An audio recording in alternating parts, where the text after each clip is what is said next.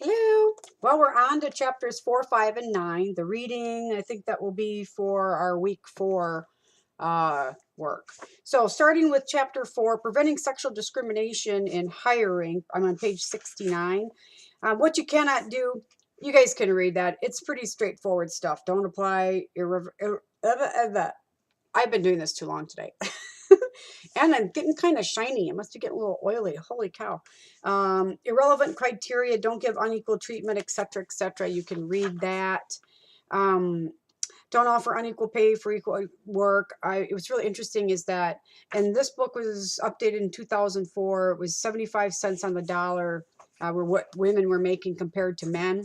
And I'm online right now in the Business Insider. And according to the data from the U.S. Census Bureau in 2017, the average gender pay gap in the United States is 21%, meaning that 79 cents on the dollar. So we've in how many 14 years we've gotten a little bit of a pay raise from 75 cents to 79 cents. Now that's the average, because of course that means that they will vary by state. The state of Wisconsin, according to the Business Insider here that I'm looking at, let me see here, is in the range of 21 to 25% less than men. So, but if you go to, so we're getting paid a little bit more than the average, less than the average. And then you go down to Louisiana, they have the biggest wage gap at 34.7%. Oh my gosh, that's how much less the women make than the men in Louisiana.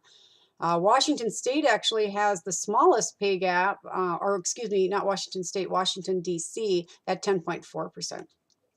So those are what the numbers look like today, according to Business Insider and the Census Bureau in 2017. So be mindful of that. You know, you're supposed to be working your way towards a management position in your company as a leader. So you have to understand what these kinds of things like comparable worth, equal pay, equal work means. What you can do, page 73, of course, publish policies, standards, and guidelines. When I've talked to companies about this topic, which I've done a ton of because people do a lot of compliance training, right? Their yearly compliance training on sexual harassment and blah, blah, blah, is to really sit down and examine your compensatory system. I mean, you would be so shocked, I mean, to know that so many CEOs have no clue, right? Until they sit down and say, okay, let's take a look. I want to know what everybody's making here. And all of a sudden, once you you take that data and you put it into a table of some sort, right? Oh my gosh, it can be glaringly clear when you have a problem or if you're doing a good job, and then you need to adjust, right? Um, and then this chapter actually then moves right on to the case book. Make sure you read the cases at the end of these. These are really, this is some interesting stuff here. The case book starts on page 76, talks about the glass door as well as the glass ceiling. In my day, it was just called the glass ceiling. Was there anyone that was in particular? Page 82, this particular case was when this was, excuse me, 81. When does a wage scheme discriminate illegally? In a professional job setting such as a college, some people are employed in the same job classification, perform substantially equal pay, although paid different wages. And by the way, I do know this in higher education, like what I'm in, post-secondary, it's notorious. When you get into the tenure system, oh my gosh, it's ridiculous how much more the male professors are made are paid than the women. But in this case, if you read it here, let me see. So it was at the State College of West Coast where a woman employee checked her salary against the highest pay in the classification, discovered the recipient was a man. That another man received lower pay than the highest paid person made no difference, and she took the school to court under the Equal Pay Act. She sued them under that act. Now, as you read this, the whole point I want you to take from this is what I've mentioned before. It often depends on what you sue for. So the Equal Pay Act does not prohibit variations in wages. We already know that, right? Based on seniority and other factors, we can have different pays. But this might have been very, very different. And they give us an example if she had claimed this under Title VII.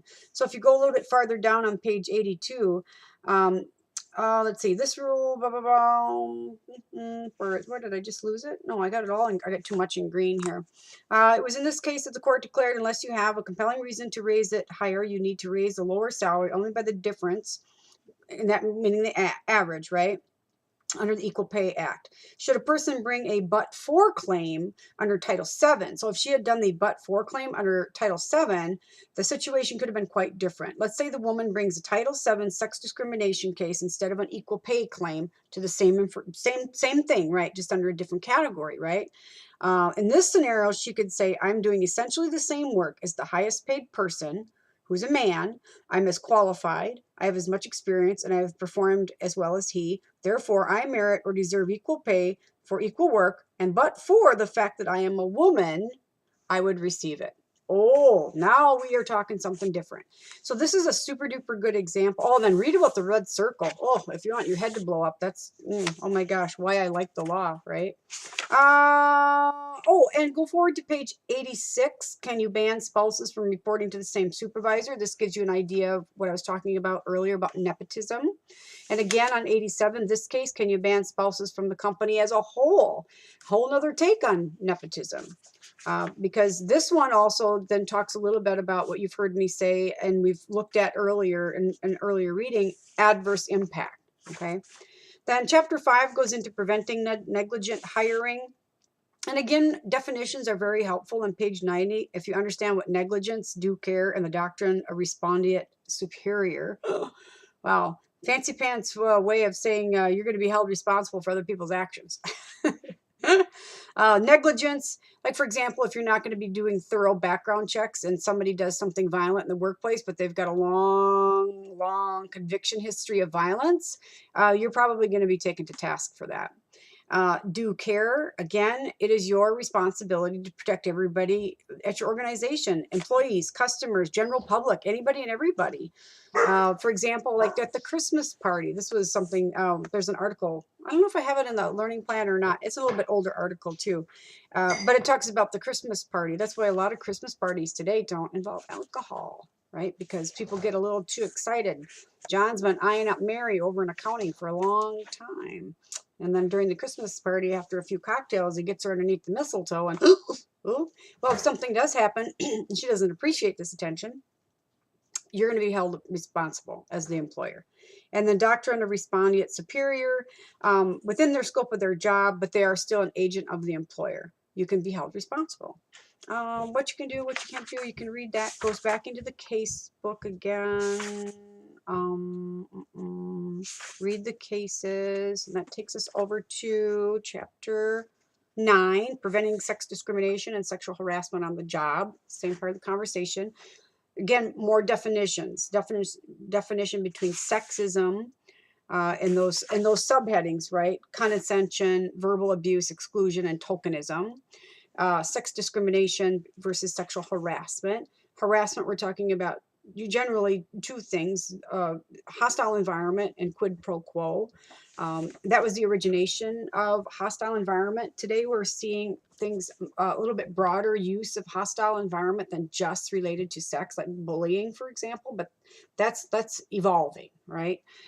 Quid pro quo, that's what we're hearing in the news. This is the spring of 2018 right now, and it's all over the news. All of these bosses, right up to our president, being accused of taking advantage of their employees, or people that report to them. You don't even have to report to them. They don't even have to be an employee. They have more power than them. Like, I can't remember the guy's name that was the movie producer. You know, you're never going to work in Hollywood again if you're not going to do this, that, or the other thing. That's quid pro quo, right? Try to tell your boss no. Hostile environment, a little bit different. Unwelcome behavior, agency employer liability. You guys can read that. It's funny that we have to have a definition of unwelcome behavior. There are ways for us, though, to protect ourselves as employer. The affirmative defense on page 182. And this is outlined by the EEOC, right? And there's a couple elements there that you can read about that as an employer, we can protect ourselves if we do things right. If you look on page 183, that Wall Street Journal had even touched on this back in 98, as far back as 98. Oh my gosh. these 5 steps, things that you can do, tailor a sexual harassment policy, blah, blah, blah. Number 2, require every employee, including all top executives, to take customized training on sexual harassment awareness. I've done so much compliance training on this topic, it's ridiculous. But the sad thing is, I'd have to say 99%, I can only remember one company over all the years that actually had their upper management in the training. Otherwise, they reserved it pretty much for the workforce. Do as I say, not as I do. Not good if something happens because they can prove that they weren't there for the training. Oh, let's see. They talk, oh my gosh, like on pages 184 to 185, what you cannot do. It talks about the obvious, right? And then the less obvious, that list is long. I think I counted 20 on there. You can look at that. Then what you can do, guidelines for safe maternity leaves, things like that, benefits for spouses, equal treatment for like pregnant women, because we do have a law that covers that, preventing conflicts of interest, those kinds of things, using, privacy, fairness, and good faith. There we go. Back to those again, right? Not rejecting women for promotions, acting on complaints of harassment. Here's where it gets kind of confusing for management. So page 191. So you have somebody that comes to you and they say, oh my gosh, this is just off the record. But, John over in accounting, I'm like, I can pick on accounting today. Kind of creeps me out. Kind of walks by and does one of these, oh, how are you? Kind of whatever. Kind of just creeps me out, but I know it's no big deal. So not trying to complain or anything. So you just don't think anything of it, right? Well, then later on, this blows up a little bit bigger and it comes out that they have actually talked to you, or they might consider it reporting, but they not necessarily report it. You wrote nothing down. Now we're kind of in a pickle, right? So be very, very mindful that when someone comes to talk to you about it, say, listen, it's really my job to make sure I document these kinds of things. And how it's handled is I'm going to go to HR, legal, whoever it is, or get some advice on what to do with this. Like, it's not up to you to investigate anything as a supervisor manager, but it is your job to report it to the right people. So make sure you read this. So you talk, because they talk about invited, uninvited but welcome, offensive but tolerated, flatly rejected, these kinds of things. And at the bottom of the page, they talk about how, in this, they were talking about quid pro quo. On the other hand, in most cases, a hostile environment exists only when there is a pattern of unreasonable conduct. However, here's the but. The Court of Appeals for the state of Michigan, applying the reasonable woman test to the case involving a single incident, ruled that one incident counts if the unwelcome action substantially interferes with the individual's employment, or creates an intimidating, hostile, or offensive employment environment. All right, only takes one time. Investigating the claims, I wouldn't advise anybody to do that without help of your HR, legal, or someone farther up the food chain. Prompt remedial action, a question of policy, training, investigations. Let's go forward to, on page 197, they talk about that's like the 4-point test. And this is like measuring your own behavior. Upper management should be asking themselves these 4 things. Do I share power with the people I work with? That is, do I treat them as equals? Do I say or do things behind a protected person's back that I would not do if they were present? My mother used to say, Roxanne, don't say anything if you're not willing to say it to their face. Would I accept what I say or do if the remarks or actions were directed at me, right? And would I want what I say or do to appear in the evening newspaper? Oh my gosh, is there an evening newspaper anymore? On the internet or on the television, right?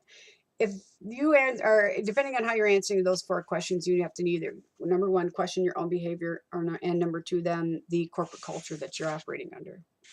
And then the casebook. Let's see, anything to go over with the casebook? Oh, it's great stuff here. You make sure you read through these. Some of them you're just like, what? Really? I have words like duh put on next to them, like, really? Somebody did that? That pretty much takes us through. You can read the rest of the cases on your own. All right, there we go. That wraps up chapter 4, 5, and 9.